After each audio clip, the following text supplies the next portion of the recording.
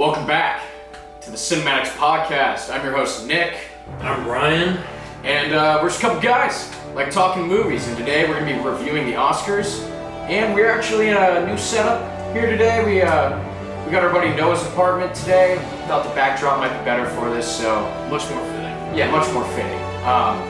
But yeah, stay tuned. We're gonna run through the Oscars, everyone who won, everyone that we got right, and what we thought of it in general. So, we'll see you in a second. Before we begin today, we got to give a shout out to our good friend Mr. Ben Folkens for providing the bourbon tonight. Got us a good bottle of Buffalo Trace, and we're drinking out of the mule cups. So, Hey, thank you, Mr. Folkens. cheers, buddy. Cheers to you, sir. Start off with the Oscars. Overall, I thought they were fine. It was a normal ceremony. I thought Yeah. nothing controversial really. No, I thought opening up with the Adam Sandler skit was pretty funny. It ended really funny. I thought the one big takeaway I took from the whole ceremony was that everything was so long. I did think Adam Sandler's bit was just a little too drawn out. Conan started to break character. Adam Sandler just started throwing stuff out there, like we're 5 minutes into the Oscars, guys. Yeah, let's get to it. I did love Chalamet. Chalamet was hilarious. That was. I have a feeling that Sandler was drunk. I don't know. He was totally acting Adam Sandler core, but and if you didn't see, he showed up in his basketball gear like he normally does, and he and Conan are having a spit back and forth, and he's just yelling at people in the crowd, and then he walks up to Timothy, who's in the front row, and just screams Chalamet, and then he leaves, and it was hilarious. It was pretty funny. But overall, we'll start with Best Picture. We did guess right. Yeah. Anora did win. Yeah. That Anora basically took a hold of the Oscars this year. He got nominated for 6 awards, I think, and won 4 of them. That's pretty impressive. Yeah, that's pretty good. A lot better than Emilia Perez. Yeah, getting nominated for 13 awards and only winning 2, it's pretty depressing, man. Yeah. Well, I'm not depressed that it lost, but depressing for them. I'm sure they are. Yeah. Depressing for them, for sure. Mm-hmm. But I saw some bit of Anora, again, clips, trailers, moments and stuff, so I was able to do my research. I didn't go to the theater and see it, though. I know you did see it. Unfortunately, honestly. But I have my thoughts on that movie. Personally, again, I thought Dune Part 2 deserved it. We did see The Brutalist, we've seen The Complete Unknown. We didn't get to see Conclave or I'm Still Here. Which is a shame that we didn't get to see Conclave. Yeah. I'm very upset with myself. Yeah. But Anora took it. Congrats to Sean Baker and Mikey Madison. He was going to win. I think Sean Baker was going to win Best Director anyway. Mm-hmm. Anora's not even a 2-hour movie. Or it's just a 2-hour movie. Yeah. The editing was great in it too. Did it win Best Editing? I don't know. No. We'll get to that, but I don't think it did. But better not have been Brutalist. Moving on from Best Picture, Best Actress, Mikey Madison, the winner. The other Anora award, yeah. Honestly, the only person that I really thought deserved it in the first place. Oh, come on. Demi Moore.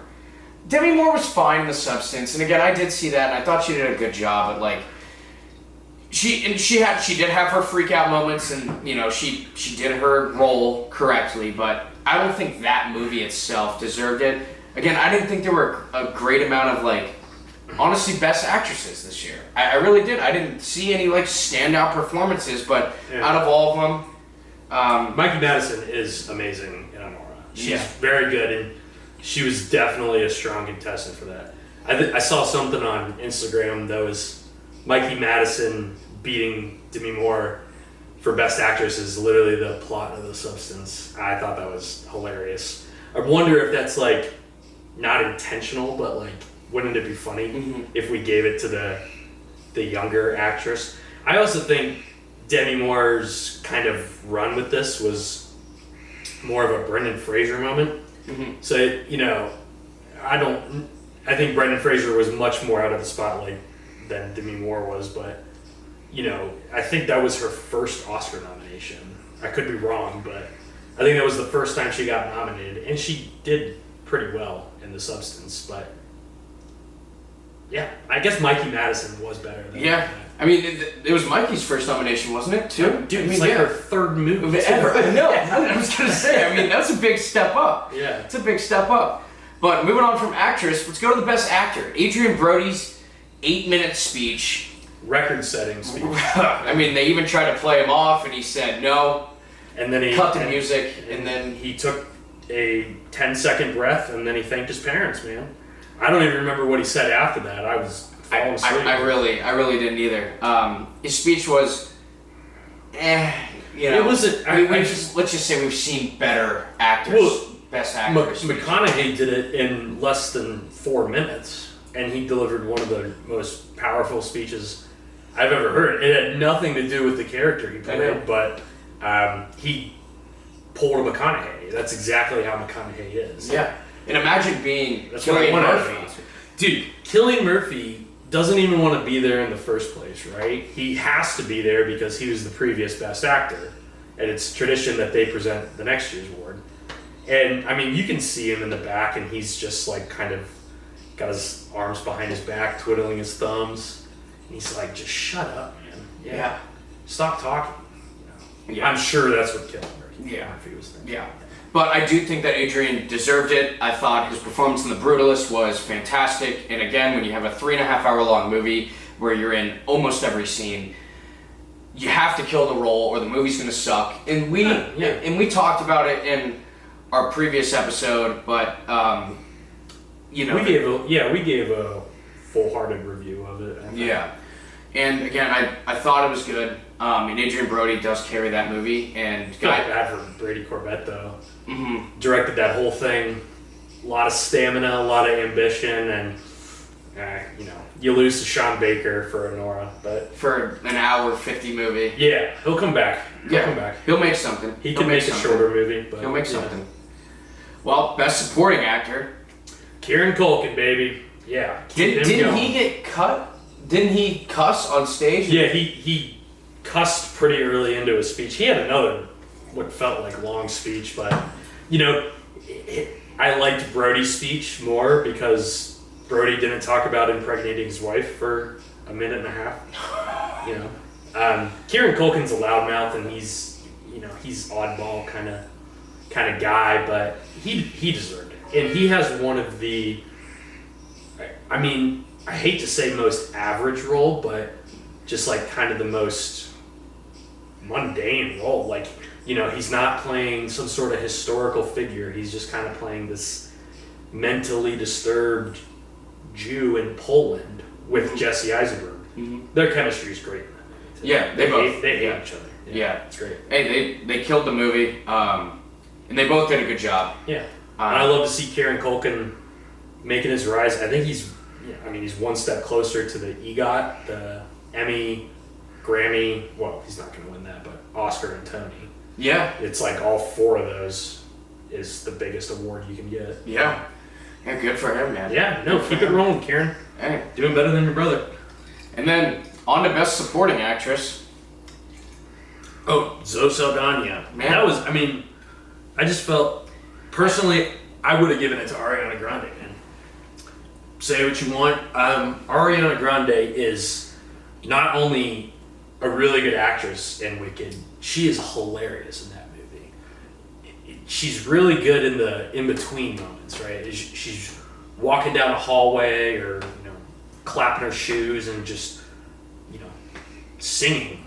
Mm-hmm. Just like or totally off script, just kind of playing Glinda, the character, That's a great actress, man. Yeah, she's great, and I'm excited to see her do more. At least Zoe kept it short.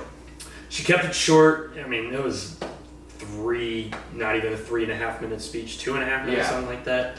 She was getting roasted though afterwards, I think, because they go back and right before the Vanity after party, they have to do like, you know, press conference after the game and everything. And somebody roasted the movie. It was like this, essentially like this movie didn't deserve any awards. And Zoe kept it cool, you know, but she was just like, I'm sorry, that's obviously not what we were going for. And I'm like, hell yeah. I mean, I think it was kind of their tick tick boom kind of grab. Like, I mean, those are two. I mean, they're different movies, but again, they're musicals, and like they both made it onto the big stage at this time. But, Tick Tick Boom was a lot more relevant. Well, but Tick Tick Boom is Andrew Garfield's movie. Yeah, the movie would not. I don't know what else it was nominated for. It might have been nominated for Best Picture, but Andrew Garfield. I'm sure it was. You know, with Andrew Garfield, yeah, he's the star. Greatest thing about it. And was that up against Will Smith? So I remember when Will Smith slapped Chris Rock, because I figured, I mean, Will Smith is really good at King Richard. When he did that and everybody found out it was intentional, and then they cut the microphones, and then it was this big Twitter ordeal, I was like, just take it away from him and give it to Andrew Garfield. Yeah, just give it to the second choice. You can't do that. And then they kicked Will out of the Oscars for the next couple of years. For the next 10 years, next 8 years or something. Yeah, like that. I mean, as he should be. I mean, well, I think he needs to get a divorce more than anything, but yeah. If he's even really married, or if they're even married, whatever that situation is. They're definitely not, you know, the closest couple in the world. No. So on to Best Director, we kind of mentioned earlier, but Sean Baker did win, and you did call it. And I think he deserved it. You know, I could have seen Brady Corbett. The direction in The Brutalist is good. I don't like James Mangold for The Complete Unknown. I don't think that biopic deserved it. That is the most averagely directed movie of all time. Yeah, I think the movie itself is pretty average. The movie is walk the line, but Timothy and Bob Dylan, I thought, and Johnny Cash is still in it. Yeah, I didn't know it. Honestly, I thought it was worse than Walk the Line. Oh no, but it's the same. Like, there's nothing that new here, I felt. I don't know what it is with James Mangold's obsession with Johnny Cash. I didn't even know Bob Dylan and Johnny Cash were friends. I didn't know that much about Bob Dylan, but another instance of Denis just getting robbed just because, you know. Yeah. And if you don't know, Denis directed Dune Part 2, which wasn't nominated for nearly as many Oscars as it probably should have been. I don't even know how many it was nominated for. But I want to say like 5 or 6. Yeah. It was nominated for Best Picture, it was. But it's like, how can your movie be nominated for Best Picture? Like, this is the best picture of the year, but the director gets snubbed. It doesn't make any sense. It and really it's doesn't. The second time, or I mean, I don't know how many he's not been nominated for, but he didn't get nominated for Part 1, and Part 2 is better than Part 1, dude. What is going on, Academy? And then, dude, continuing on with like Best Cinematography, The Brutalist won. Yeah, but like, I would have given that to Greg Fraser for Dune Part 2. I would have given it to Dune Part 2. And I think that's what we said in our last episode. Like, dude, Dune Part 2 cinematography, Greg Fraser, the Australian, is an absolute GOAT. He's right up there with Roger Deakins. Dude, that might not be true, but yeah. I mean, he is really fucking good. Dude, the opening scenes of Dune Part 2 are fantastic. He did even better than he did in the first movie too, which is what you want to see. Yeah, you know. And now you got him coming into the Batman with Matt Reeves, man. Like, those are going to be awesome movies. He's booked. He's going to be loaded. Yeah, I think he deserved it over. But Greg, I think any award Dune lost, it should have won. Yeah. Yeah. Mm-hmm. Lowell Crawley, the winner for The Brutalist cinematographer. Oh, that was. The guy who looks like Gru from Despicable Me. Is that who it was? Yes, oh, it was. Shit. It was. I didn't know that. Yeah, he looked way too creepy up on stage. It was awkward. I didn't like his speech. Should have given it to Greg Fraser. Yeah. Should have just given it to him just because, Greg's gonna get up there, be straightforward. He's not gonna beat around the bush and just kind of thank a bunch of people and read off a piece of paper. He's gonna. I don't remember. So here's another thing. Dune Part 1 won 7 Oscars. It did. It swept. I mean, it was up against Coda, which somehow won Best Picture over Dune Part 2 or Part 1. But you know, I would say the Oscars were a lot weaker this year than they were in 2021, which is hard to say when Coda wins Best Picture. I thought that was just kind of stupid. Yeah. But, you know, there's a lot of favoritism in the Academy, and it turns out 4 anonymous people didn't even watch Dune Part 2. Like, what are we doing? Who gave them the right to vote for the Best Picture? What's going on with the Academy? Like, I think Anora was a movie everybody, not everybody, but you know, Academy members can watch. It's shorter. Dune Part 2 is almost a 3-hour movie. Yeah, and you kind of have to see the first one too. Right. You should definitely see the first one. And yeah. You have to know what Dune even is, and the amount of exposition in Part 1 really helps you out in Part 2 if you don't watch Part 1. Yeah. So next is Best Animated Feature. I knew it was going to be Flow. I knew it was going to be Flow, but I also, and you did call that, but should have been the Wild Robot. The animation is overall just better, I think. In general, I mean, the Flow itself is a great movie. It's a little more kids based. Yeah, but and it's in a different language too. Yeah, which I didn't know until I saw it. And I mean, Flow is a really good movie. I'm not gonna say that was the biggest robbery in the world because and Flow was winning everything too. Flow was set to win. Yeah, which is a shame. I think if Wild Robot came out in any other year, maybe not any other year, but maybe just not up against the Spider-Mans. Yeah. No, I don't even think. Yeah, Across the Spider-Verse didn't win. Boy and the Heron won. Oh, I love Miyazaki and everything, and I'm so happy to see he's still doing it. But Across the Spider-Verse is not only a step up from Into the Spider-Verse, which I had no idea was even possible, 4 years later, 5 years later. That is one of the most impressive things I've ever seen. Yeah. I feel so bad for the animators because I heard, they were overworked and their conditions were pretty poor, but yeah, I mean, they knocked it out of the park with the animation in that movie. Mm-hmm. So, Best Original Screenplay, Anora, Sean Baker.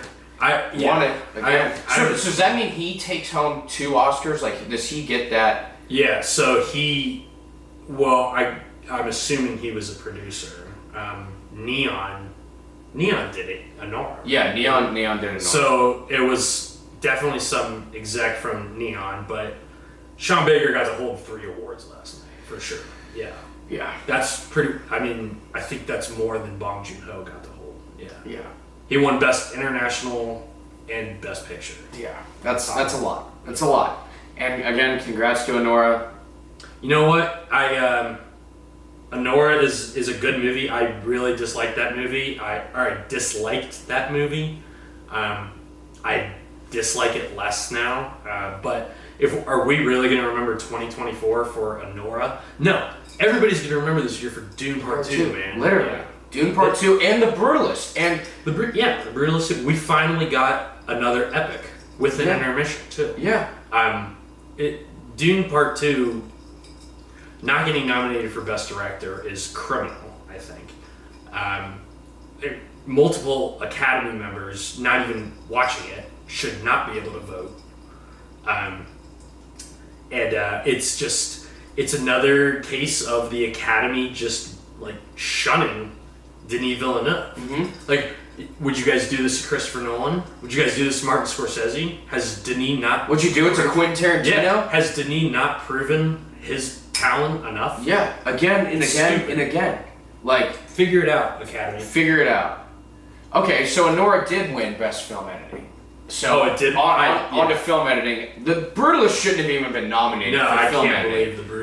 I can't believe the 3.5-hour movie was on it. I think Killers of the Flower Moon was. I can't even believe that Dune Part 2 wasn't nominated for this. I can't believe Dune Part 2 was not nominated for half the awards it wasn't nominated for, man. Really? I know. Do you know how many noms it got? Not off the top of my head. Again, I can go back through and I can let you There's guys a list know. out there, yeah. But, not enough. Not enough. Truly not enough.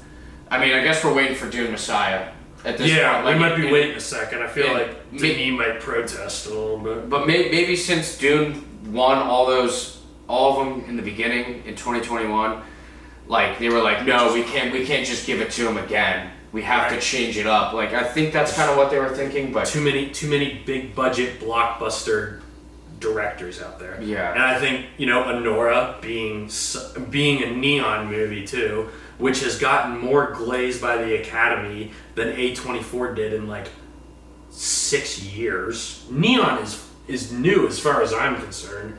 I don't think I saw my first. We need to invest in them for one. Yeah. Like they Neon could be a decade old. I have no idea. But I didn't even see their logo until last year. I saw a movie Sanctuary. Longlegs was on it. Oh really? Longlegs was neat. We're gonna go see The Monkey tomorrow too. Yeah, and wait for a review on that too. Perkins. Yeah. I'm gonna skip over best production design given to Wicked. Fair enough. Best original song, Emilia Perez. Whatever. Wait, sorry. What else was nominated for production design? Production design was The Brutalist, Conclave, Dune Part 2, and Dune Part 2 Nosferatu. could have won that too. Yeah, they could have. Wicked's got very good production. Anything involving Emilia Perez, I'm skipping over. Best sound, Dune Part 2. Dune Part 2. Yep, Yes. took it home. Well deserved. We called that one like 2 seconds before the award was announced. Yeah, I think we had called that too.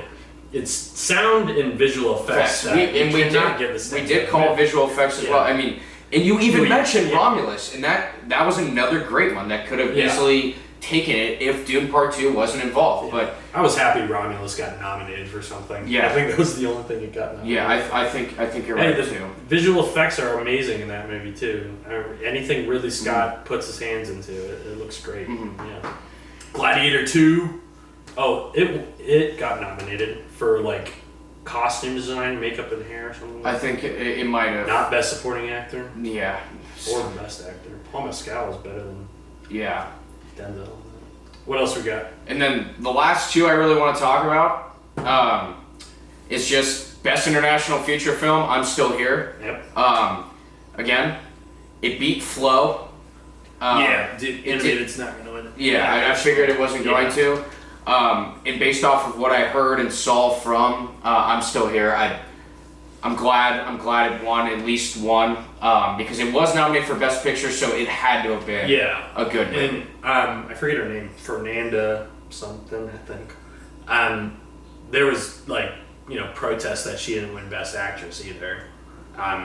Another one we didn't get to see before the Oscars, sadly, but I heard she killed it. I heard she's another just one of those actresses that is the star of the movie. Yeah, that kind of carries it. But also, Mikey Madison is the star of Anora. I mean, the movie's called Anora. That's her name in the movie. Yeah. And she kills it. Yeah.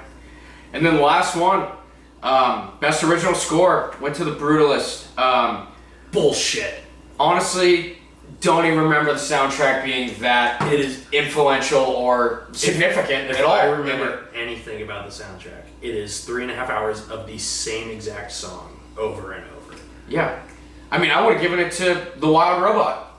Oh, yeah, absolutely. The Wild Robot was nominated. I didn't even know The Wild Robot was nominated at first, and when I saw it pop up on the screen, I'm like, it better go to The Wild Robot, man. And Dune couldn't get nominated because of John Williams. John Williams kept winning and getting nominated for Star Wars, so they made a rule. You have to have like 80% new content in your soundtrack to get nominated. And Dune Part 2's best songs are not correlated to the first one at all. In fact, I don't even think 80% of that soundtrack is in the first one. It's a totally new soundtrack. Yeah. There's like two songs in that movie that are from the first. Mm-hmm. Yeah. Well, I mean that's all the Oscars that I really cared to share too. There are a few more in here, but let me see. Other than that, I mean this is really the ones that we skipped over were like Best Animated Short, which we didn't know. Costume design went to Wicked. We said that. That's the one. Gladiator. Too. Best adapted screenplay did go to Conclave. I'm glad that they did win something. Number one. Best makeup and hairstyling went to The Substance. Did Amelia Perez get nominated for that? Oh my god. Yeah, it did. Like, again, the Amelia Perez blowjob giving, Yeah, just like, dude, I mean, they absolutely glazed the hell out of this movie, and it got absolutely swept in everything. Thank God whoever played Amelia Perez, whatever her name is, Carla Sofia, is like a homophobic racist or something and got canceled. Dude, that's probably a month before the Oscars. Thank God. No, dude, I think it's too weird to be nominated for that many awards. Like, one of the most nominated movies in history, and you walk away with 2. Mm-hmm. One of them for Zoe Saldana, which is the only good thing about that. Well, Selena Gomez is alright, but Zoe Saldana, which is definitely the shining light in that movie. And it won Best Song after 2 of the songs in the movie were nominated. Like, it's kind of a given. Yeah. You have an even better shot at winning. Didn't win Best Picture, should never have been nominated. Definitely did not win Best Director. It should not have been nominated. Overall, I'm glad Amelia Perez didn't win a bunch of what it was nominated for. I think it stands out that the Academy needs some fixing. I think it might be a little bit broken, and Denis should have been nominated for Best Director and probably should have won. Congrats to Sean Baker, though. And The Brutalist should not have won Best Score. And it should not have won Best Score. Yourself of that. And Greg Fraser should have won Best Cinematography. And Dune Part 2 should have won Best Picture. Yeah. Yeah. And let us know down below what you guys think. But we're going to go ahead and wrap it up here. We're the Cinemadix. And I'm Nick. I'm Ryan. And thank you guys for watching. Make sure to subscribe and follow us on Instagram. Soon is going to be a review for The Monkey. Again, a Neon production. We'll have that video out here for you guys shortly. But thank you guys. Perkins. And thank you, Ben Fulkins, for the bourbon tonight. Thank you. And cheers. Thanks for sticking around. Let us know down below, again, what you guys thought of the Oscars. Does the Academy need fixing? And maybe an uprise. What do we do? What do you think's going on next year? Yeah. What do you think deserve Best Picture? Any other things that we said that we may have not guessed, but let us know. What are your guys' hot takes, for the Oscars this year? What are your guys' hot takes for any Oscars? Yeah. Let us know. Hot takes for the next year's Oscars. Thanks. Let us know. We'll see you guys next week. Cheers.